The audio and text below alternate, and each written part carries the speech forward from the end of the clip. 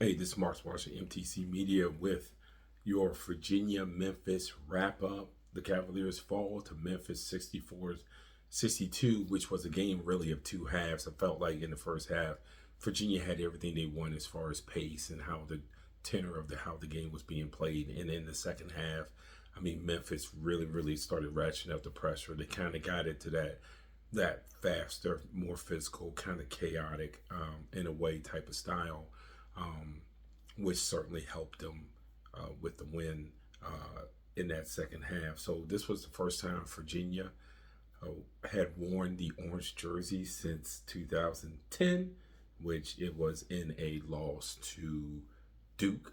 So I don't think we're going to be seeing that those orange jerseys anytime soon after this game. So let's just get this out the way. I know a lot of people like to blame the coaching change for everything. And look, it is hard for Sanchez to play with one primary ball handler, especially with the schedule they play and especially in the conference that they play in.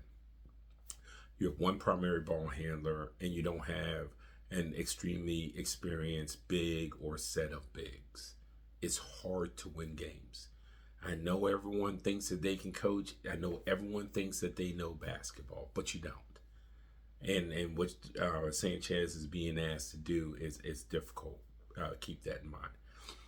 So my takeaways will start right there with the point guard woes. Memphis dialed up the pressure in the second half. I mean, they trapped, they pushed, they bumped, they did everything possible for virtually 94 feet.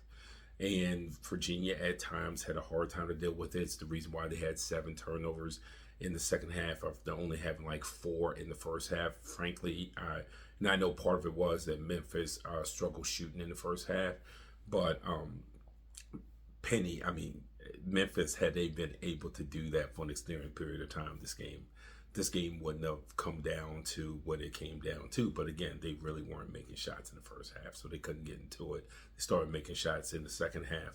And you're trying to play Day Ames there, who is back and healthy, and if he gets in foul trouble, if he gets tired, then it's Andrew Rohde, and Andrew Rohde's just not a primary ball handler on this level. And to be fair, he never purported himself as being a primary ball handler on this level.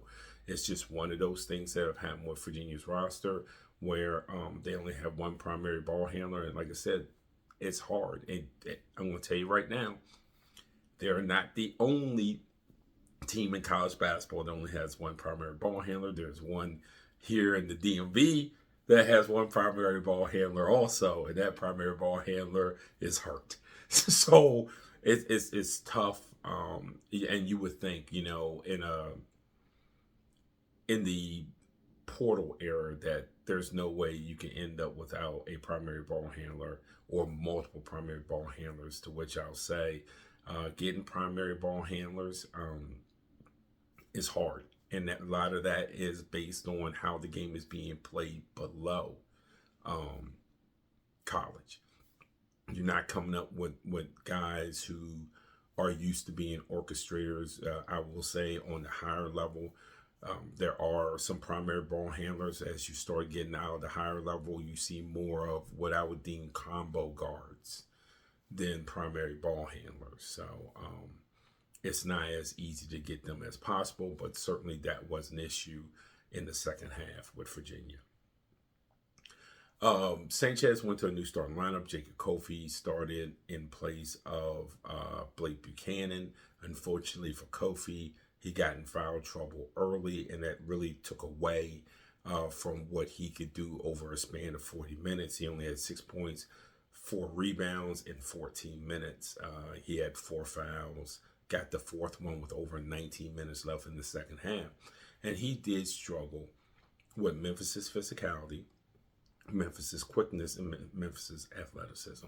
And that's understandable. That's understandable for him.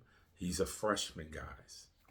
He'll be fine. You hope he's back at UVA next season, but he's a freshman and certainly had not seen a lot of that. And Memphis just put him in bad positions. He has to be a better decision maker. But I did like the move by Sanchez to try to spur something on. Buchanan did play, played 12 minutes. He had 5 points and 1 rebound. And last but not least, Memphis did a solid job on McNeely, and it starts with the fact that McNeely only had seven shot attempts.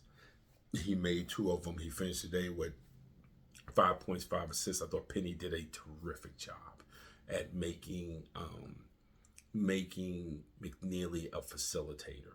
And that's what happens when you can have quick physical guards who are smart, who are trailing on the hip when they're supposed to, they're playing over top when they're supposed to, doing the things that the scout told them to do to combat McNeely. And they did a terrific job. Like I said, McNeely shot 2 for 7.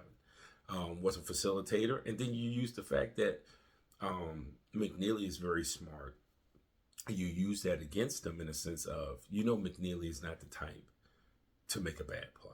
I mean, he's just such a high IQ player. He's such a high IQ guy out there. So what you do is you make it seem like the best IQ play to make is to get the ball out your hands, to set up a teammate and stuff. And it takes away from what Virginia needs, which is they need for him to be a scorer. Against teams like Memphis, on nights like this, they need for him to be a scorer, and they turn him into a facilitator. So great job by Penny. Penny does not get enough credit for what he does. Certainly beating Clemson and Virginia back-to-back on the road deserves a lot of credit. It certainly does, and his scheduling deserves a lot of credit. So, but other things as we wrap this up, Kofi, Ames, and Saunders all finished the game with 4 fouls. Saunders played only 26 minutes. Again, the fouls really hurt Virginia. And in those 26 minutes, he had 15 points on 4 for 7 shooting. He was 3 for 4 from 3. He did some really good things when he was out there, but fouls take that away from you. Also, I thought that they got good minutes from Anthony Robinson in the first half when Kofi got into foul trouble, and the bench, they got excellent minutes from Tane Murray off of the bench where he was 5 for 9 from the field for 14 points. It was almost like he played the Sharma role that we saw earlier this season, where Sharma came off the bench and had a big game. This time Sharma did not, but it's like Murray picked up for that. Virginia was out-rebounded by Memphis, 38-31. Memphis had 14 offensive rebounds. Both teams had 10 points with the second chance points there, and probably another one of the things that sunk Virginia. 12 fast break points for Memphis, 0 for the Cavaliers. So, and when you look at a 2-point game and you look at holding Memphis without a field goal the last 228, Memphis points the last 228 obviously came from free throws. And you feel like you got yourself right back in the game now. Look, I will admit, I have no clue what Day-Day Ames was doing at the end of that game with 6 seconds left when you need to get a shot up. And he literally dribbled the clock out to .2 and then laid it up. And that made zero sense. And I don't have an explanation for why he would do that. But Virginia drops to Memphis 64-62. This is Marcus Washington with your Virginia wrap-up.